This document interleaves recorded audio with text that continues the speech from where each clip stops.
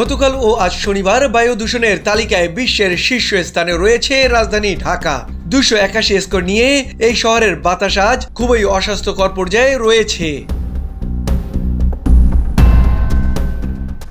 শনিবার সকাল 8:40 বায়ুমান পর্যবেক্ষণকারী সংস্থা এয়ার কোয়ালিটি ইন্ডেক্সের সূচক থেকে এসব তথ্য জানা গেছে এবং এই তালিকায় দ্বিতীয় স্থানে ছিল পাকিস্তানের লাহোর। শহরটির দূষণ স্কোর ছিল 216, অর্থাৎ সেখানকার বাতাসও খুবই অস্বাস্থ্যকর পর্যায়ে রয়েছে। এবং তৃতীয় অবস্থানে রয়েছে উগান্ডার শহর কাম্পালা। এই শহরটির দূষণ স্কোর ছিল 191 এবং সেখানকার বায়ুর মানও অস্বাস্থ্যকর অবস্থায় রয়েছে।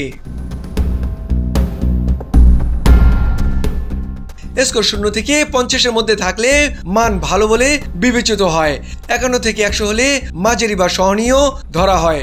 সংবেদনশীল গোষ্ঠীর জন্য অস্বাস্থ্যকর হিসেবে বিবেচিত করা হয় 101 থেকে 150 স্কোর। 151 থেকে 200 পর্যন্ত অস্বাস্থ্যকর হিসেবে বিবেচিত হয়। স্কোর 201 থেকে 300 হলে খুবই অস্বাস্থ্যকর বলে বিবেচিত করা হয়। এছাড়া 301-এর বেশি হলে তা দুর্যোগপূর্ণ বলে বিবেচনা করা হয়। মোয়াজ্জেম হোসেন, চলমান বিশ্ব।